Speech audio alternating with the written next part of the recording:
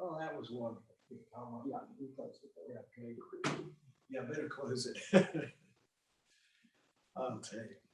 Well, today, let's start. Remember, our lesson is going to be how does Christ's birth resonate through stories of the Christmas season. And we'll start, first of all, with our scriptures.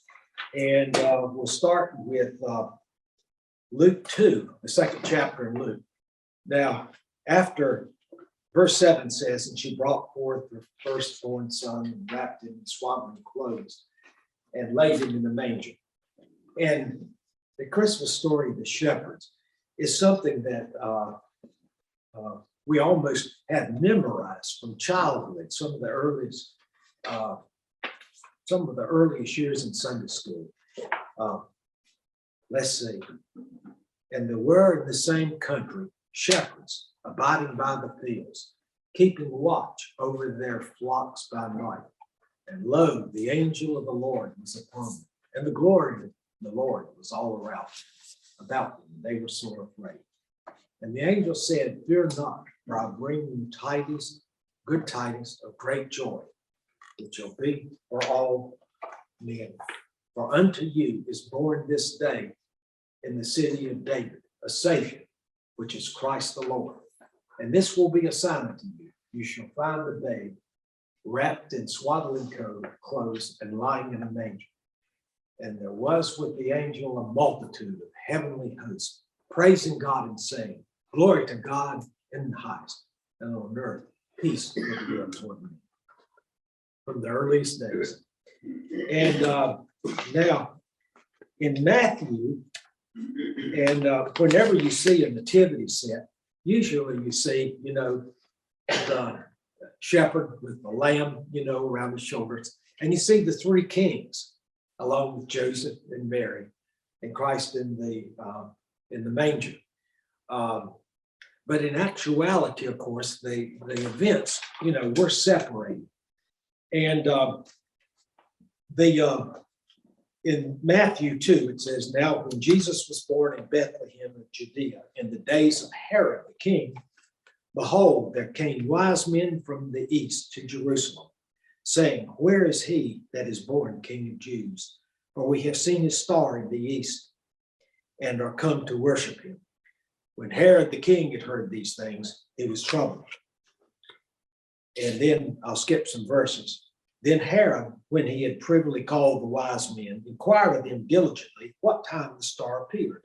And he sent them to Bethlehem and said, Go and search diligently for the young child, and when you have found him, bring me word again, that I may come and worship him also." That wasn't his intent. "And when they heard the king, they departed, and lo, the star, which they saw in the east, went before them, till it came and stood over where the young child was.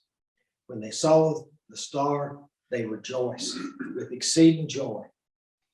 And when they were come to the house, they saw the young child with Mary, his mother, and fell down and worshipped him.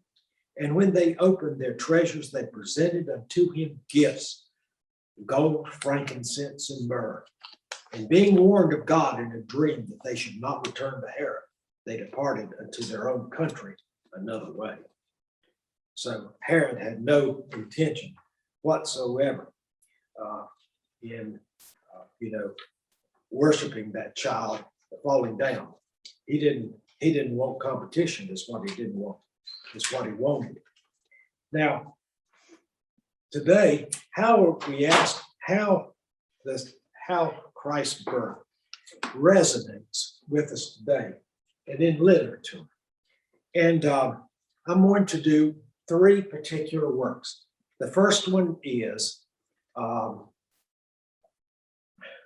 The Gift of the Magi by O. Henry.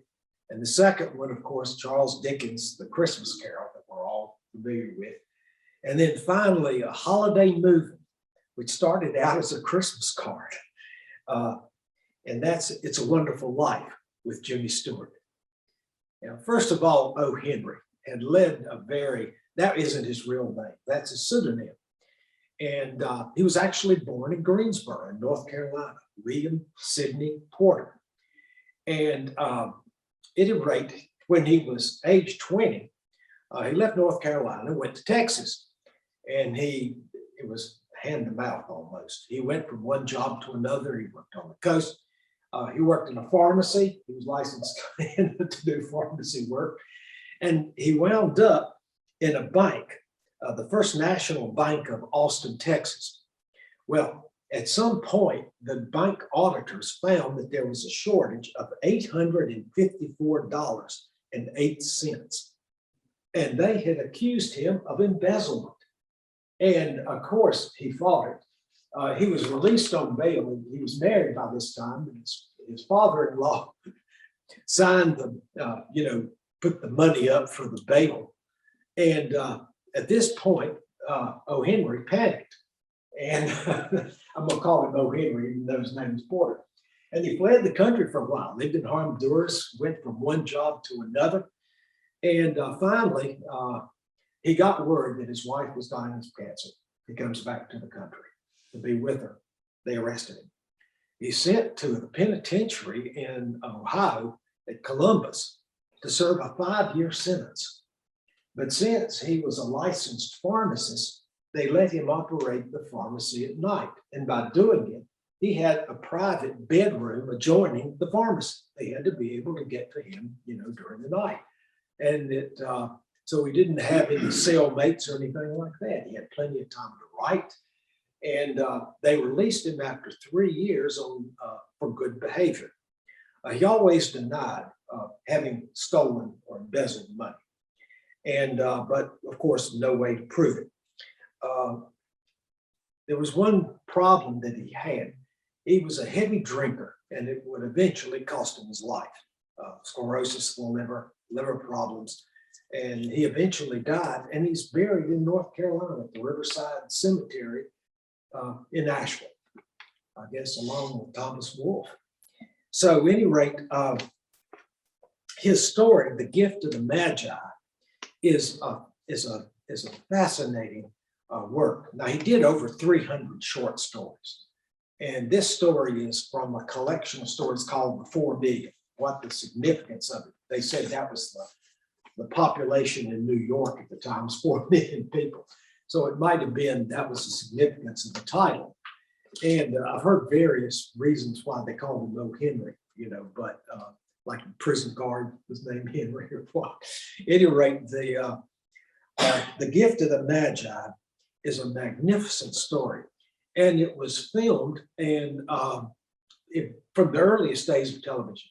Now, one thing about O. Henry's short stories, the narrative was sometimes very witty, and it keeps you reading. But there was always a twist at the end of the story that you didn't expect. In The Gift of the Magi, it tells of a young married couple in New York. He's 22, not earning much money, and his wife stays at home and operates the household, has to buy the food, has to get it on the cooker, has to do everything around the house. And his salary is cut. And at any rate, they have no children, but they're desperate for money. And that's a theme that you see running through a lot of these Christmas stories, is the theme of desperation. Now, I'm going to quote some of the story in The Gift of the Magi. Now, this is just the first page, and I'm not going to go over all this. I'm going to cherry pick. $1.87. That was all. And 60 cents of it was in pennies. Pennies saved 1 and 2 at a time. 3 times Della, that's the wife, counted it. $1.87. And the next day, there would be Christmas. There was clearly nothing to do but flop down on the shabby little couch and howl. So Della did it. And her husband is named Dillingham, Mr. James Dillingham Young. And they both had as their prized possession, they didn't have anything. She wore an old brown coat, an old brown hat. They didn't have anything. And she only had $1.87, and she wanted to buy her husband a Christmas present. And she finally hits on the idea. There were two possessions that were most important: her luxurious hair that cascaded down her back, almost to the back of her knees. And that was the thing about her that the husband seems to love the most. He luxuriated in her wonderful hair. And so there was nothing else to do. She'd heard that a woman would buy hair, mainly for wigs, things like that. And she screws up her courage. And when she goes to have her hair cut, it's described this way. So now Della's beautiful hair fell about her, rippling and shining like a cascade of brown waters. It reached below her knee and made itself almost a garment for her. She went on her old brown jacket and went in her brown coat. Where she stopped, the sign read, Madame Safran, hair goods of all kinds. One flight up, Della ran, collected herself, panting. Madam, large, too white, chilly, hardly looking Safrani. Will you buy my hair, said Della. I'll buy hair, said Madam. Take off your hat, let's have a look at it. Down rippled the brown cascade. $20, said the madam, lifting the mass with a practiced hand. Give it to me quick, says Della. They snip it off, and because the woman wants more hair, they cut it almost to the quick, just leaving little curls on the top of her head. And then she goes shopping. Now, there's one possession that the husband treasured. It was a gold pocket watch that had been handed down from his grandfather to his father, and then to the husband. And he prized it. She found in a window a platinum watch fob, connected to the watch. When you put it in your pocket, the fob would hang out. And she plucks down the $20, and I think it was $20.22, and buys the watch fob. Now, in the story, and this is one thing that a lot of the films get wrong, and it's one reason you want to read the literature, if you can, behind the story, because you see the author's emphasis on certain parts. It's the wife's story. It's from her point of view. She's the one that loses the most, the hair, a part of her. And she becomes afraid that he won't want her anymore, that she won't attract him anymore. And when he steps through the door, he's dumbfounded.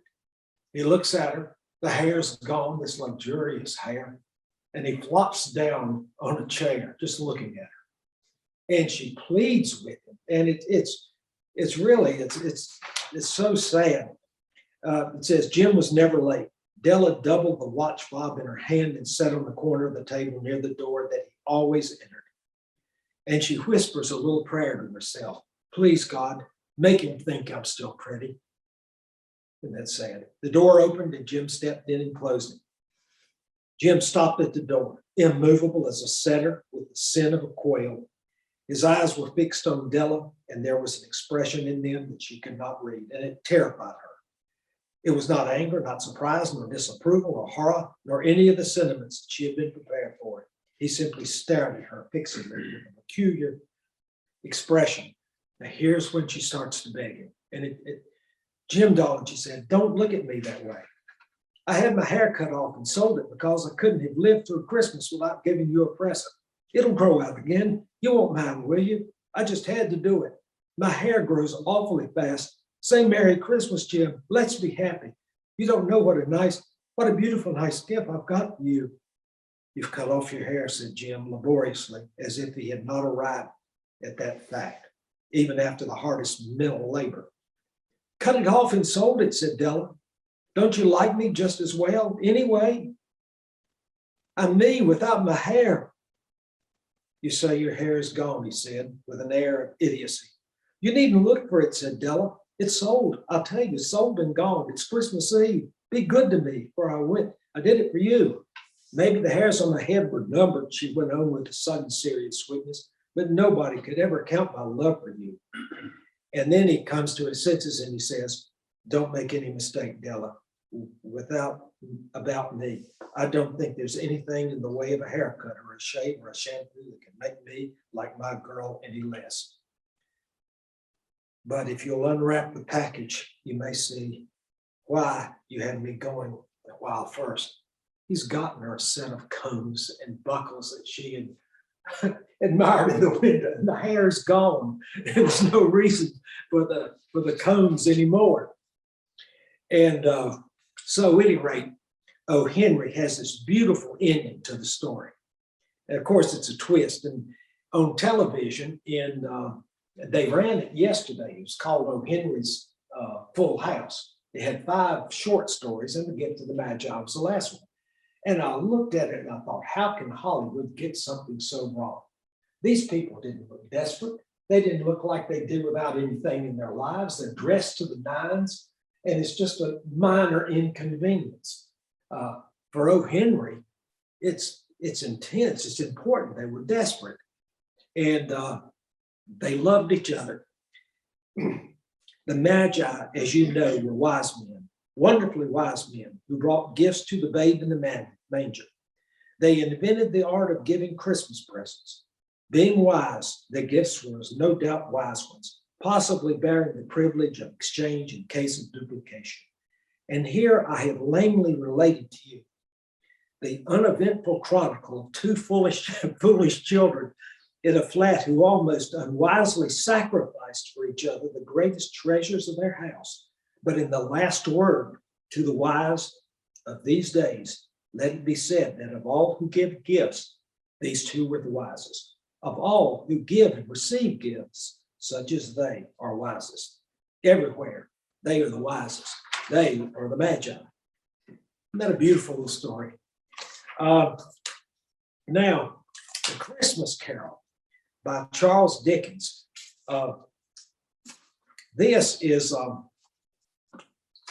facsimile edition. This is exactly what The Christmas Carol looked like when it came out. Same paper, printing, and it had colored plates in it, okay? And at any rate, Dickens himself had a very desperate life. He came from a large family. His father was a government clerk, but he didn't earn enough money to keep the family up. So gathered around the dining room table, can't have been a very pleasant experience. And he went to debtor's prison when Dickens was 12. They sent him away to debtor's prison. If you couldn't pay your debts, you went to jail. And he was to stay there for 3 years.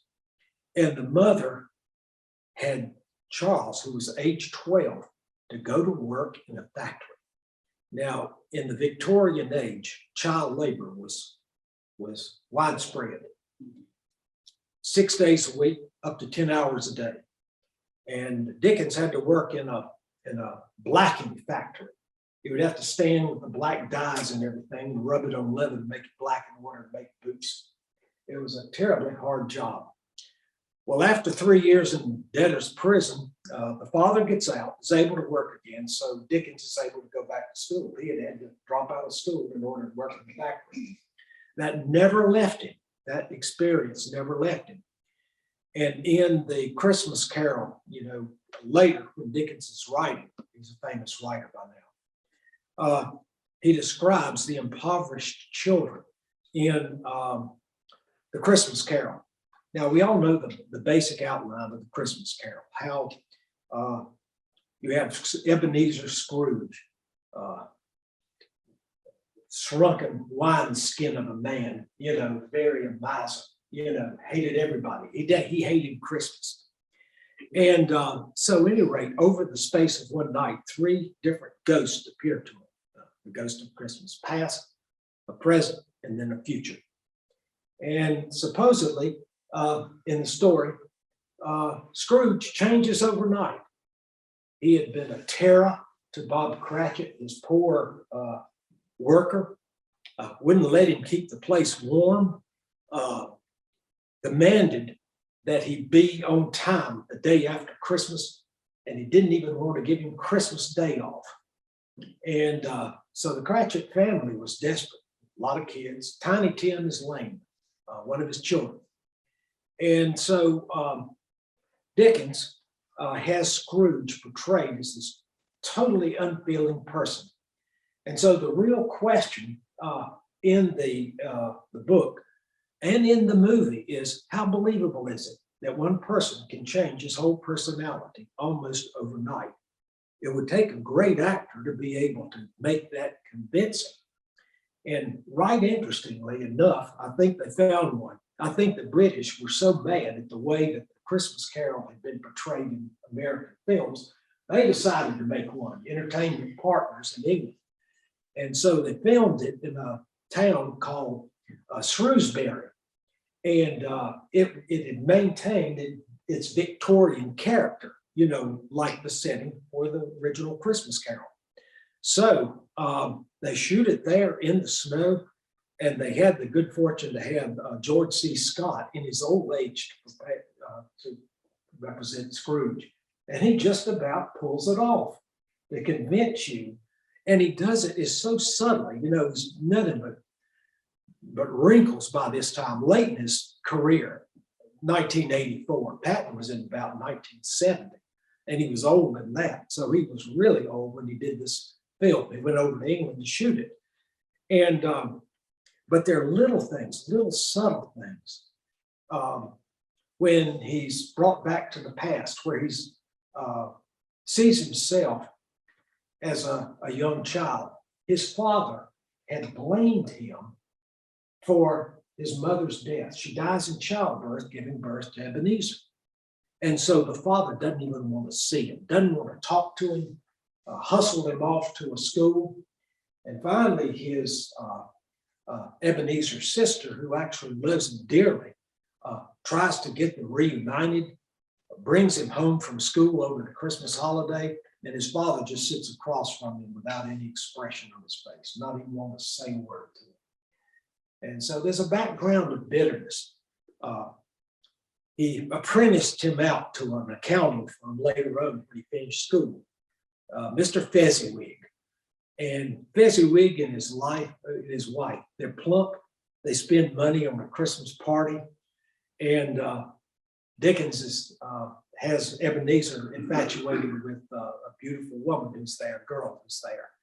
And they almost get married, but she tells him that she can't. She breaks off the engagement. His obsession with money and his obsession in doing well.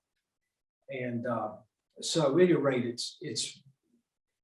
there's a scene in it with Scott where the ghost, where Ebenezer is reflecting on the money spent, and the ghost taunts him, says, "Didn't you say that you shouldn't spend waste money like that?"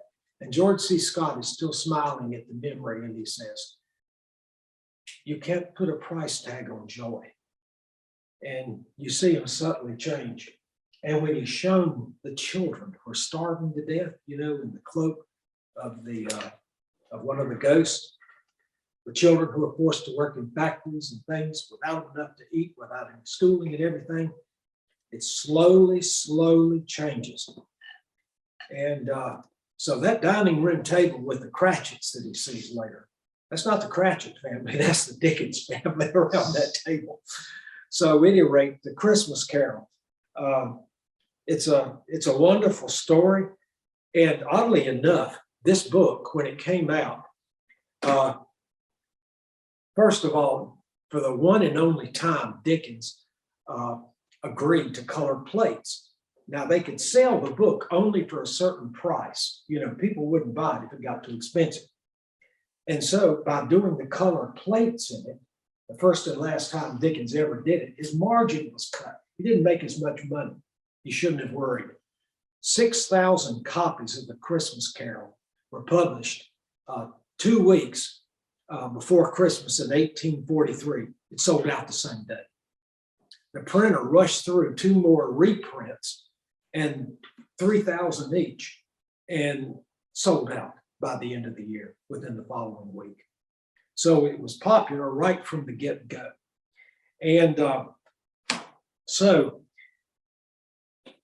you have the themes of desperation that you had in the Gift of the Magi, of you have the obsession, not having enough money.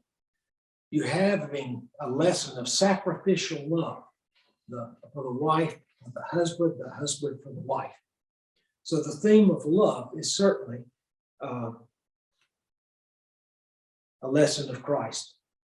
Now, the last thing I'm going to mention, the last film, is It's a Wonderful Life. How many people have seen It's a Wonderful Life? Okay, just about everybody. It's considered a holiday movie. Now, it started out, the work of literature that it started out on is a very brief story, only a couple pages long, that a writer wanted to send as part of a Christmas card to 200 of his friends. And so he writes it, has it printed in the Christmas card, and it's called Life is Worth Living. That was the title of the Christmas card. He sends it out, thinking that would have been it. People would enjoy reading it. RKO, which is an interesting studio, it's a minor studio, not as big as Universal or MGM or Paramount, but they had done some great films. They did Citizen Kane, Orson Welles in 41. Howard Hughes owned the studio for a while. Later, Lucille Ball bought it. But at any rate, RKO saw it and liked it, paid $10,000 to the guy for the rights to publish. Well, they assigned it to a director named Frank Capra. Now, Capra did precious films, too good to be true. Like Mr. Smith Goes to Washington was one of Jimmy Stewart's films back in the 30s. Life didn't happen the way he described it. And in this, there's an angel that Clarence, that comes to earth to keep a man from killing himself, played by Jimmy Stewart. And so, at any rate, Capra, they had it signed to 3 different script writers. Every one of them failed to write a usable script. And finally, Capra decided to go ahead, and he wrote the script himself that he was going to shoot. And it's right funny. Most of the critics call Frank Capra's films Capricorn because they were corny. And at any rate, RKO spent the money on it. They built the mythical town of Bedford Falls on a 4-acre tract on the RKO ranch. And all the buildings that you see, it was bare ground, and they built all of those facades, all of those buildings in Bedford Falls on that 4-acre tract. And it was filmed right during a heat wave. And you're asking, how could you have snow in the heat wave? This is the movies, guys. You know what it was? It was cornflakes dyed white. That was the snow. So anyway, Jimmy Stewart, oddly enough, is Jimmy Stewart's favorite film. And Jimmy Stewart was a fascinating actor. He had won an Academy Award before the First World War. I think it was You Can't Take It With You. He'd been in Mr. Smith Goes to Washington. And without telling MGM, who had him under contract, he went and enlisted. When First World War broke out, he enlisted as a private in the Army. Now, it was a tradition in his family. His family had operated a hardware store in Pennsylvania. The grandfather had run it, then the father, and the father thought, well, if Jimmy Stewart has problems in life, he can come operate the hardware store. But they saw him on a production, a community theater, and the Scout picked him up. He'd done some Broadway stuff, some bit parts. But the studio liked him, and they were going to make him a major star. I think the one film that I like the most from this period is Desperate Rides Again, with Marlene Dietrich. Really good stuff. At any rate, it's got one of the great cat fights. This isn't sexy. A great cat fight when 2 women get into a fight on the floor of a tavern, and something else. Marlene Dietrich and Joe Van Fleet. Well, at any rate, Jimmy Stewart, without telling the studio, goes ahead and enlists. And he becomes signed to the Army Air Corps, and he flew missions over Germany in a B-24 Liberator. And we lost 1/3 of our planes. he became a fighter pilot, and he did over 50 missions, and he survived the war. But when he came out at the end of the war, he was a captain. He went in as a private, he came out as a captain. And after the war, he enlisted in the reserves, the Air Force Reserves. When he left that decades later, he was a brigadier general. So Stewart had quite a life himself. This was, It's a Wonderful Life was the first time he had been in front of a camera in almost 5 years. And so he had a different perspective of life than he did before the war. He'd seen some things that probably caused him to reflect. But the one scene in It's a Wonderful Life that makes it for me is his scene of desperation when he hadn't got the $8,000. His brother Billy has negligently given it to Potter, the town's miser, who owned all the rental property around, and was trying to put Stewart's firm out of business. And the desperation of not having the money, where he decides he's going to kill himself. And of course, Clarence intervenes and does it. And he asks, he says, I wish I'd never been born. And then, of course, the ghost, Clarence, the angel, shows him what life would have actually been if it not been for that, for his one life.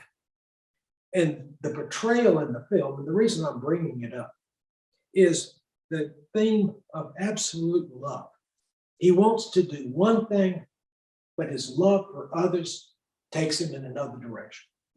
He stays working at a loan institution when he wanted to travel the world. There's one scene, and this shows the power of how movies express emotion. When he's a little boy, he's working in a pharmacy. He has to deliver the message. And Mr. Gower, who is the pharmacist, has lost a son, and he's having to fill a prescription, but he puts poison in the capsules. Now, Capra does things with a camera angle. The boy doesn't deliver the message, tries to get to his father to see what to do. He can't. He comes back with the medicine knowing it's poison, and he's going to try to tell the pharmacist, and the pharmacist is mad at him. And the camera looks up at the pharmacist, looking down at the boy, and he slaps him in the ear, his sore ear. And then the boy says, I know you didn't do it. You lost your son. There's poison in those capsules. Camera. And when they look at the boy, it's down. When they look up at him, it's up. And then he tastes it and realizes his mistake. And then the camera drops down to the boy's level as the pharmacist embraces him and cries because the boy has really saved a life. 2 lives, really. The pharmacist would have been destroyed along with the person who took the poison. So It's a Wonderful Life. When he comes to the conclusion, years at his career's end, the American Film Institute in Washington gave Stewart a Lifetime Achievement Award. Not many people get it. Alfred Hitchcock got it, and Jimmy Stewart was honored. And Dustin Hoffman, a young actor, had never seen It's a Wonderful Life, and that was Stewart's favorite film. He saw the thing and saw the acting, the power of the acting, the desperation that he was able to communicate. And he just shook his head when he talked to the audience. It was in complete awe at the presentation. Later on, President Reagan gave Jimmy Stewart not the Lifetime Achievement Award, but the Citizens Medal, which is the civilian equivalent of the Congressional Medal of Honor. So Stewart led a wonderful life himself.